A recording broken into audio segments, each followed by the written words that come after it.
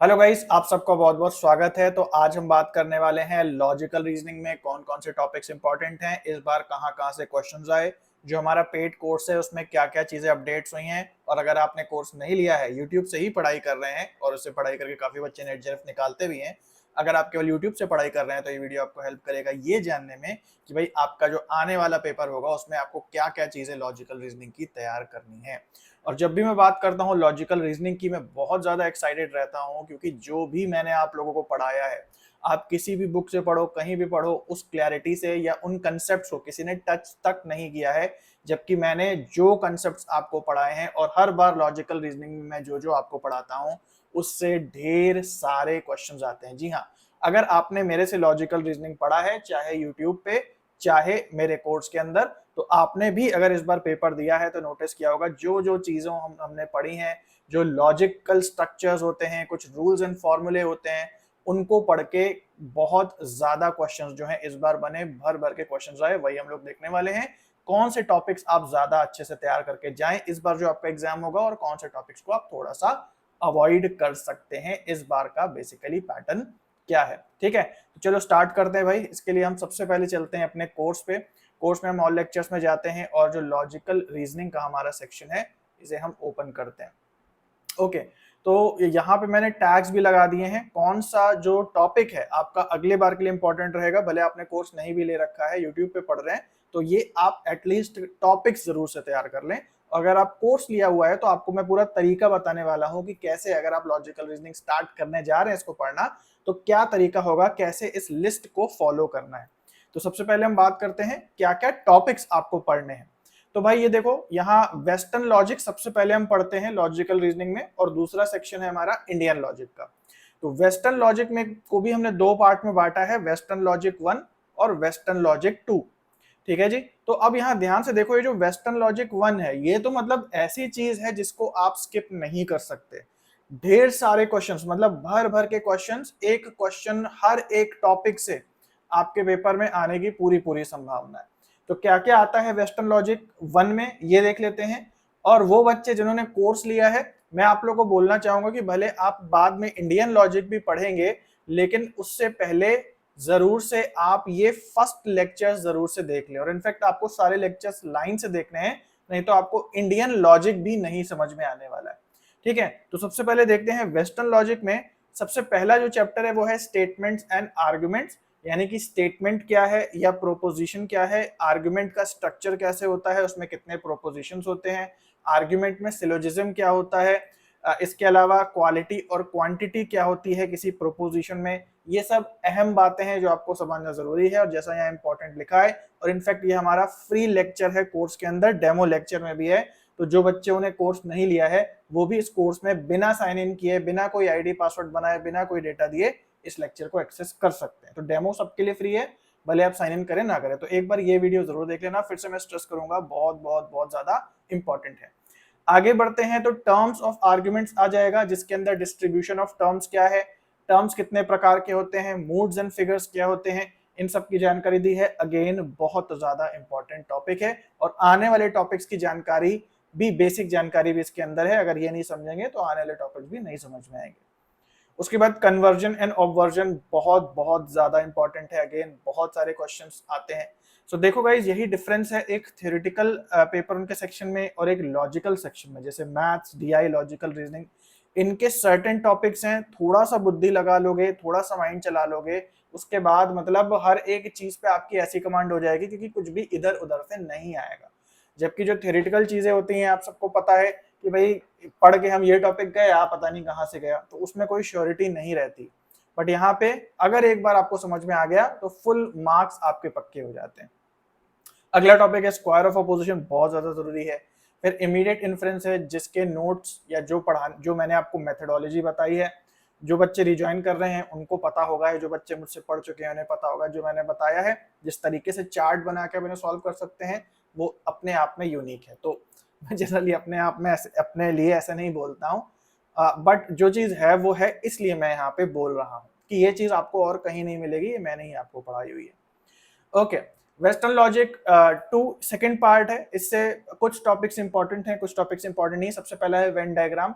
तो Venn diagram से पहले बहुत क्वेश्चंस आते थे, लेकिन अब क्वेश्चंस नहीं आते हैं। हो सकता है आने वाले पेपर में आपके क्वेश्चंस आने लगे, बट जो रिकॉर्ड रहा है बहुत सालों से अब इससे क्वेश्चंस नहीं पूछे जा रहे हैं।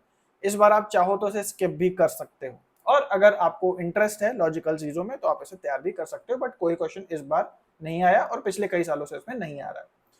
उसके बाद है कॉनोटेशन डेनोटेशन, थोड़ा इंपॉर्टेंट है, बहुत इंपॉर्टेंट नहीं है, बट इसमें इंक्रीजिंग एक्सटेंशन, डिक्रीजिंग इंटेंशन, इस टाइप के कुछ क्वेश्चन है जिससे क्वेश्चन कभी कभी बन के आते हैं, इस प्रकार के टॉपिक्स इसमें है। उसके बाद इंडक्टिव डिडक्टिव आर्ग्यूमेंट बहुत इंपॉर्टेंट है। इसमें अधिकतर जो क्वेश्चन है वो इस पे आते हैं कि वैलिडिटी प्रोपोजिशन से संबंधित है या आर्ग्यूमेंट से संबंधित है, ट्रू एंड फॉल्स स्टेटमेंट में लगता है या आर्ग्यूमेंट में लगता है, मतलब बेसिक क्वेश्चन, जो बेसिक्स आप समझ जाओगे तो उससे जुड़े हुए इस प्रकार के बहुत सारे क्वेश्चंस बन रहे हैं। उसके बाद एनालॉजी के आर्ग्यूमेंट्स हैं, इससे भी खास क्वेश्चंस नहीं आते हैं, इसको भी आप स्किप चाहो तो कर सकते हो, इस बार भी इससे कोई क्वेश्चन नहीं है। अगला हमारा टॉपिक है school of thought. School of thought हमारा, हम चले गए इंडियन लॉजिक के अंदर, जिसमें कौन कौन से आस्तिक नास्तिक स्कूल्स हैं और प्रमाणा का इंट्रोडक्शन, की कौन कौन से टाइप के प्रमाणाज होते हैं, प्रत्यक्ष प्रमाणा, अनुमाना एंड सो ऑन। तो ये दोनों बहुत ज्यादा इंपॉर्टेंट नहीं है, इनसे बहुत ज्यादा क्वेश्चंस नहीं आते हैं, बस एक इंट्रोडक्शन के लिए आप इन्हें देख सकते हो। अगला टॉपिक है न्याय का। न्याय को हम और डिटेल से पढ़ते हैं इंडियन लॉजिक के अंदर, जिसमें प्रत्यक्ष के कई टाइप्स हैं, प्रत्यक्ष जो प्रमाणा है इसके कई टाइप्स हैं, इसको हम लोग पढ़ते हैं। फिर अनुमाना जो दूसरा हमारा प्रमाणा है दूसरे नंबर का, उसके कई टाइप्स वगैरह हैं, इसको हम अच्छे से पढ़ते हैं। न्याय में कौन कौन से टाइप्स इसके माने जाते हैं। फिर न्याय का आर्गुमेंट स्ट्रक्चर कैसा है, और न्याय यानी इंडियन लॉजिक और एरिस्टोटेलियन यानी कि वेस्टर्न लॉजिक के आर्ग्यूमेंट्स जो हैं उनमें क्या डिफरेंसेस एंड सिमिलैरिटीज हैं। अगेन ये जो सारे हैं इसमें आप देख रहे हो ना ही इंपॉर्टेंट लगा है ना ही कोई न्यू का टैग लगा है, क्योंकि अब इससे जो है ज्यादा क्वेश्चंस नहीं आ रहे हैं।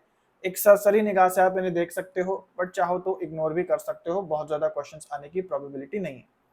तो जैसे मैंने बोला कि ये जो वेस्टर्न लॉजिक है भाई, इससे भर भर के क्वेश्चंस आ रहे हैं, और वेस्टर्न लॉजिक के बाद जो अगला बहुत ही ज्यादा इंपॉर्टेंट आपके टॉपिक है वो है फैलिसीज का। फैलिसीज से भी भर भर के क्वेश्चंस आ रहे हैं, तो या तो फैलिसीज आ रही हैं या तो वेस्टर्न लॉजिक का बेसिक आ रहा है, ये आपको अच्छा करके ही जाना है। 5 में से 5 क्वेश्चंस अगर आप ये पढ़ लेते हैं तो आपके पक्के हो जाएंगे।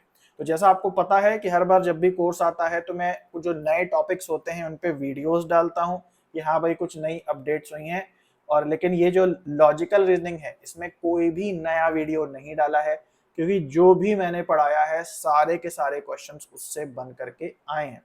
ठीक है, तो अगर मान लीजिए फ्यूचर में कुछ नया आएगा तो मैं डाल दूंगा, लेकिन इस बार के लिए इसके अंदर कोई भी नया वीडियो नहीं है ना। तो ये इंपॉर्टेंट जहां लिखा है उसको जरूर से तैयार कर लेना। तो फैलिसीज की बात करें तो 2 प्रकार की फैलिसीज हैं, informal fallacies and formal fallacies. तो इनफॉर्मल फैलिसीज को मैंने 3 लेक्चर में डाला है, तीनों ही इंपॉर्टेंट हैं, लेकिन फर्स्ट वाली से ही सारे क्वेश्चंस आए हैं। फॉर्मल फैलिसीज भी देख लेना, कुछ क्वेश्चंस इससे आए हैं। इनफॉर्मल वाली ज्यादा क्वेश्चंस आते हैं इनफॉर्मल वाले से, फॉर्मल से कुछ कुछ आ जाते हैं, तो उसको भी थोड़ा सा देख लेना। और हेत्वा भाषा जो इंडियन लॉजिक की फैलिसीज हैं, इससे भर भर के ढेर सारे क्वेश्चंस इससे भी आए हैं, तो इसको भी देख लेना। और सब कुछ जो पढ़ाया है, जैसे मैं इंडियन लॉजिक वाली फैलिसीज में आपको हमेशा बोलता हूँ, हर एक चीज रट लो, रट के समझ लो, और उसी के बेसिस पे आपके क्वेश्चंस आ जाएंगे। तो उस हिसाब से ही इस बार भी क्वेश्चंस आए हैं, जरूर से लगा लेना। जो बच्चे रिज्वाइन कर रहे हैं उनके लिए कोई नया वीडियो नहीं है, और जो बच्चे नया ज्वाइन कर रहे हैं आपके लिए इंस्ट्रक्शन है कि भैया शुरू से आखिर तक लाइन से लॉजिकल स्ट्रक्चर को फॉलो करना। अगर बीच से आप हेत्वाभास पे आ गए, बीच से ही आप इनफॉर्मल पे आ गए, तो आपको फिर जो ऊपर टर्म्स एंड आर्ग्यूमेंट्स उनके टाइप समझाए हैं, स्ट्रक्चर समझाया है, वो उसकी जरूरत यहाँ पड़ेगी इसे समझने के लिए, तो फिर आप बहुत ज्यादा अच्छे से नहीं समझ पाएंगे और कंफ्यूज हो जाएंगे। ठीक है, और जो बच्चे यूट्यूब से तैयारी कर रहे हैं भाई, आप लोग के लिए यही है कि भैया इन्हीं टॉपिक्स पे आप ज्यादा ध्यान देना, जो भी मैंने आपको टॉपिक्स बताए, और इसी हिसाब से अपनी पढ़ाई को आगे बढ़ाना। तो आई होप आप लोगों को आइडिया लग गया क्या क्या जो है लॉजिकल रीजनिंग में आता है। और जैसे मैं आपको हमेशा कहता हूं, अगर हम लोग ये सारे सेक्शंस यहाँ पे देखें तो इसमें भाई ऐसा है कि जो लॉजिकल चीजें हैं उनमें कोई नए टॉपिक्स को बहुत ज्यादा अपडेट करने की जरूरत नहीं है, या बहुत ज्यादा परेशान होने की जरूरत नहीं कि कहाँ से क्वेश्चन आ जाएंगे कहाँ से नहीं आ जाएंगे। लेकिन जो प्रॉपर स्ट्रक्चर फॉलो करते हैं, जो लॉजिकल चीजें हैं, जैसे लॉजिकल रीजनिंग हो गया, मैथ्स हो गया, डीआई हो गया, रीडिंग कॉम्प्रेhension हो गया, इसको आप एक बार अच्छा कर लेते हो और बार बार ये आपको मार्क्स ला करके देता है। जितनी बार अटेम्प्ट दोगे आप पाओगे कि ये आपके स्ट्रॉन्ग पॉइंट बन गए हैं और इसी की वजह से ही आप बहुत ज्यादा स्कोर कर पाते हो। तो चलो आज के लिए इतना है, मिलते हैं अगले वीडियो में, तब तक के लिए सभी को बाय और टेक केयर।